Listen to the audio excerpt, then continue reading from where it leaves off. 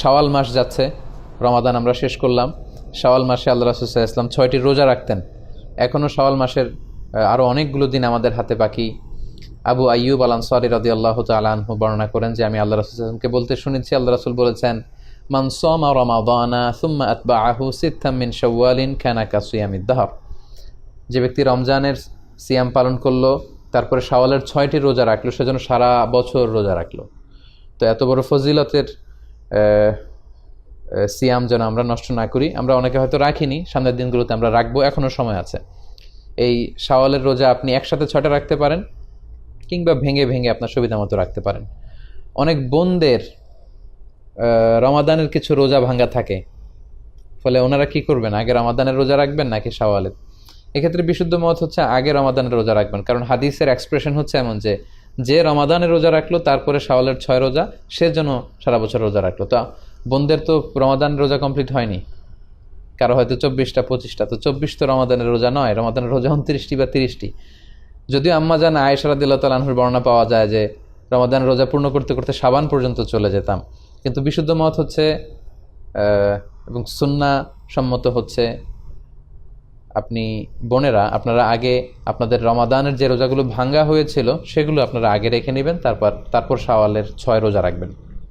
আশা করি আপনারা বুঝতে পেরেছেন। বিতিরের সালাতের ব্যাপারে আমরা বলেছি, প্রথমে 2 রাকাত, পরে 1 রাকাত পড়বেন, অথবা 3 রাকাত পড়লে মাঝখানে না বসে একেবারে শেষ বৈঠকে আমরা বসবো। এটা হচ্ছে বিতিরের সালাতের সহি পদ্ধতি। আমরা এভাবে পড়ার চেষ্টা করবো ইনশাআল্লাহ। আমাদের কতটুকু পর্দা করতে হবে, পর্দার ব্যাপারে জিজ্ঞেস করেছেন। জি,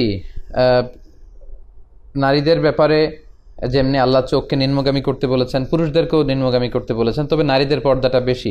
নারীদের পর্দার ক্ষেত্রে ওনাদের দেহের পোশাক ঢিলেঢালা হতে হবে, পাতলা হতে পারবে না, এবং accept her face and hand, এই হাতের কবজি পর্যন্ত আর চেহারা, এতটুকু শুধু খোলা রাখতে পারবে একজন নারী। এটা হচ্ছে সর্বোচ্চ ছাড় বা রুকসা।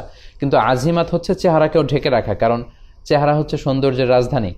একটা মেয়ের সৌন্দর্যকে বুঝতে হলে আমরা তার চেহারার দিকে তাকালেই বুঝতে পারি। ফলে চেহারাটা ঢেকে রাখাটাই হচ্ছে উত্তম, শুধু চোখ দুটো খোলা থাকবে। আম্মাজান উম্মু সালামা রাদিয়াল্লাহু তাআলা আনহা, উনি ওনার 2 চোখ খোলা রাখতেন না। উনি বলতেন যে দেখার জন্য তো 1 চোখই যথেষ্ট, সো আমি 2 চোখ খোলা রাখবো কেন, আমি 1টি চোখ খোলা রাখবো। সো ওনাদের পর্দাগুলো ছিল এমন। আম্মাজান আয়েশা রাদিয়াল্লাহু তাআলা আনহা, খাদিজাতুল কুবরা তাহারা, ওনাদের জীবনে যখন আমরা পড়ি দেখা যায় যে ওনারা লম্বা কাপড় পরতেন। আল্লাহ রাসূল সাল্লাল্লাহু আলাইহি ওয়াসাল্লামকে জিজ্ঞেস করা হলো নিজ দিয়ে কতটুকু ঝুলাবে, আল্লাহ রাসূল সাল্লাল্লাহু আলাইহি ওয়াসাল্লাম বললেন 1 বিঘত।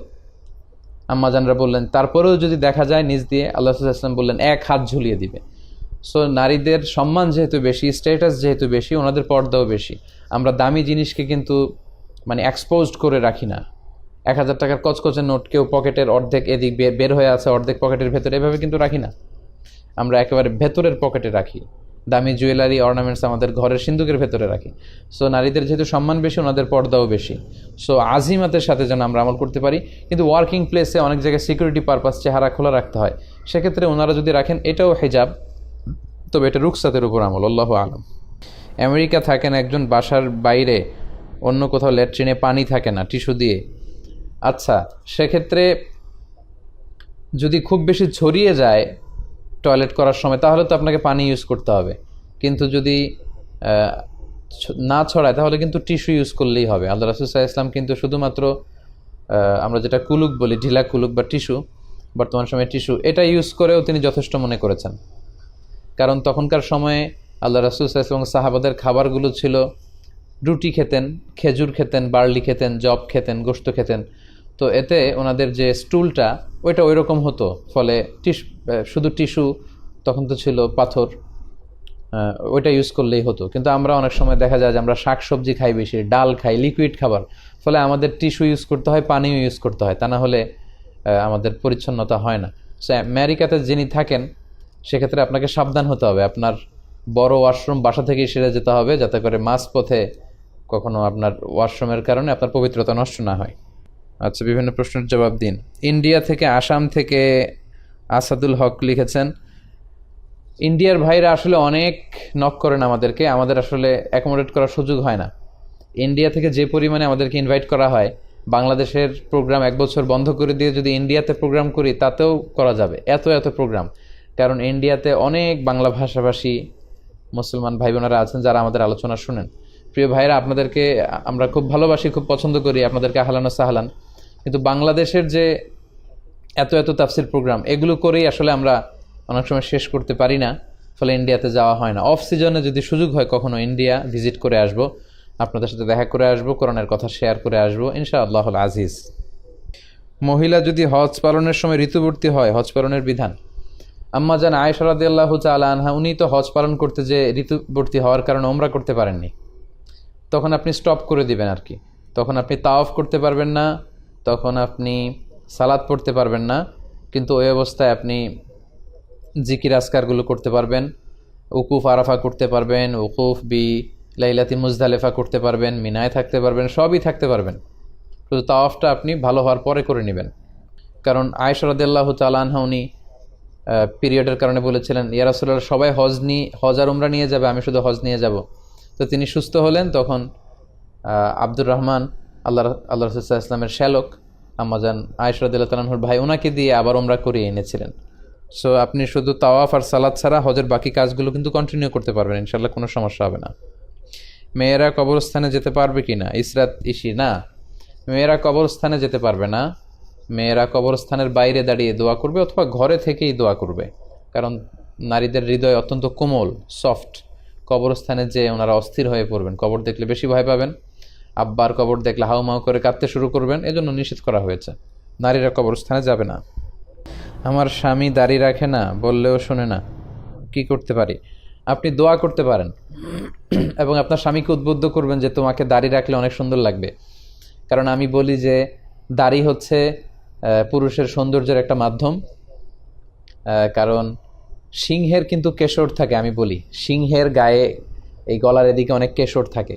সো পুরুষ হচ্ছে সিংহ, তো একটা সিংহের কেশর কেটে দিলে তাকে খুব একটা সুন্দর লাগবে না, অসুন্দর দেখা যাবে। সো দাড়ি যারা রাখে তাদেরকে আসলে অসুন্দর লাগে না। এখন এটা পশ্চিমা বিশ্ব বুঝতে শুরু করেছে, আপনারা দেখবেন যে পশ্চিমা বিশ্বের অনেক সেলিব্রিটিরাও এখন দাড়ি রাখতে শুরু করেছে। সো মানুষ এটা আস্তে আস্তে বুঝতে শুরু করবে। এবং আল্লাহ রাসূল সাল্লাল্লাহু আলাইহি ওয়াসাল্লাম বলেছেন যে ওয়াফুল লোহা, যে মুচকে খাটো করো আর দাড়িকে ছেড়ে দাও। সো মুচ খাটো করা, দাড়িকে লম্বা করা, এটা হচ্ছে বিশ্বাসীদের আইকন, মুমিন পুরুষদের আইকন। সো আমরা যেন দাড়ি রাখি, এবং দাড়ি হচ্ছে একমাত্র সুন্নাহ যেটা সাথে নিয়ে আপনি কবরে যেতে পারবেন। আপনি যখন কবরে যাবেন আপনার হাতের ঘড়ি খুলে রাখা হবে, আংটি পরা সুন্নাহ খুলে রাখা হবে, জুব্বা পরা সুন্নাহ খুলে রাখা হবে, সব টুপি খুলে রাখা হবে, রুমাল খুলে রাখা হবে, সব কিছু খুলে রাখা হবে, কিন্তু দাড়িটা কিন্তু আপনার সাথে যাবে। একমাত্র জীবন্ত সুন্নাহ যেটা নিয়ে আমরা কবরে যাব, আমরা পুরুষরা। সো প্রিয় বোন, আপনি আপনার স্বামীর জন্য অন্তরের অন্তঃস্থল থেকে দোয়া করবেন, তাকে বুঝাবেন। আশা করি আপনার স্বামী দাড়ি রাখবে ইনশাআল্লাহ। হুজুর, আপনি ইংরেজিতে কথা বলেন বলে হাফিজুর রহমান কুয়াকাটা আপনার বিরুদ্ধে। ইংরেজিতে কেন কথা বলি এটা প্রায় বলেছি, আসলে আমরা অভ্যস্ত। আমি মাস্টার্সের রিসার্চ করেছি ইংলিশে, পিএইচডি রিসার্চ করেছি ইংলিশে, ফলে কিছুটা অভ্যস্ত। আবার আমাদের অনেক শ্রোতা আছেন যারা ইংরেজিতে কিছু টার্মিনোলজি ইউজ করলে বুঝতে সুবিধা হয়। ইউরোপ আমেরিকা, বিশেষ আমেরিকার অনেক গার্ডিয়ানরা বলে যে হুজুর আর একটু বেশি যদি ইংরেজি শব্দ আপনি ব্যবহার করেন আমাদের ছেলে মেয়েদের বুঝতে হুজুর খুবই সুবিধা হবে। ওরা born and brought up in America, আমেরিকায় জন্ম, আমেরিকায় বড় হয়েছে, আপনার আলোচনাগুলো খুব বুঝতে পারে, আর একটু বাড়িয়ে বলেন। তো প্রিয় ভাইয়ের বিষয়টি হচ্ছে এমন যে শ্রোতাদের মধ্যে অনেক ক্লাস থাকে, ফলে সবগুলো খেয়াল করে আমি আলোচনা করবার চেষ্টা করি। যিনি আমার বিরুদ্ধে হয়তো বলেছেন উনি হয়তো বুঝতে পারেননি, বা কোন কনটেক্সটে বলেছেন আমি জানি না, না জেনে আমি কোনো মন্তব্য করতে চাচ্ছি না কারো ব্যাপারে। ইসলাম নিয়ে এত বিভাজন, এক এক টিভি চ্যানেলে লোকজন এক এক ধরনের ফতোয়া শুনে বিভ্রান্ত হয় যে এই হুজুর বলে এইটা, ওই হুজুর বলে ওইটা, উনি এই পথে, উনি এই মতে, আমি যাব কোন পথে। সো আমরা মানুষকে আসলে মিসগাইডেড না করি। আমরা একজন মানুষের ভালো ভালো দিকগুলোকে যদি এপ্রিসিয়েট করার সুযোগ হয় সেটা যেন আমরা করি। আমরা যেন বিদ্বেষী না হই, কারোর ব্যাপারে হৃদয়ে যেন হিংসা পোষণ করে না রাখি।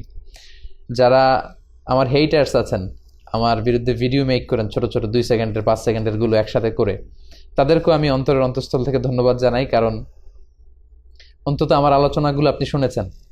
আমার শত শত ঘন্টা ভিডিও না শুনলে আপনি এই 10 সেকেন্ডের 5 সেকেন্ডের ভিডিও বানাতে পারতেন না। তার মানে আমার আওয়াজ আপনার কানে পৌঁছেছে, আপনার ঘরে পৌঁছেছে। আপনি যখন ভিডিওগুলো বাজিয়ে শুনছিলেন, আপনার স্ত্রী, আপনার সন্তান, আপনার কাছের লোকেরা হয়তো শুনেছে, আলহামদুলিল্লাহ যে আমার কথাগুলো পৌঁছে গিয়েছে আপনাদের কাছে। সো আমার এই ফ্রি পাবলিসিটির জন্য আপনাদেরকে ধন্যবাদ। তবে সম্মান দেওয়ার মালিক হচ্ছে আল্লাহ। এটা আমার প্রতিও নাসিহাত, আপনাদের সকলের প্রতি নাসিহাত যে অত আইজ্জু মান তাশা ওয়া তুযিল্লু মান তাশা বিয়াদিকাল খায়র। আল্লাহ সম্মান দিয়ে থাকেন, আল্লাহ অপমান করে থাকেন। সো আমরা যেন সম্মান আল্লাহর কাছে চাই, আমরা যেন কনস্ট্রাকটিভ কাজ করে সমাজে ভালো অবদান রাখতে পারি, আমরা যেন কারো পিছু লেগে না থাকি। আশা করি সবাই বুঝতে পেরেছেন। প্লিজ আপনারা লাইভটি শেয়ার করে দিন, তাহলে সবাই দেখতে পারবে, শুনতে পারবে, গণসচেতনতায় অংশগ্রহণ করতে। আপনারা সবাই ভালো থাকবেন, সুস্থ থাকবেন, সুন্দর থাকবেন। আবারও হয়তো দেখা হয়ে যাবে অন্য কোনো লাইভ প্রোগ্রামে। আসসালামু আলাইকুম ওয়া রাহমাতুল্লাহি তাআলা ওয়া বারাকাতুহু।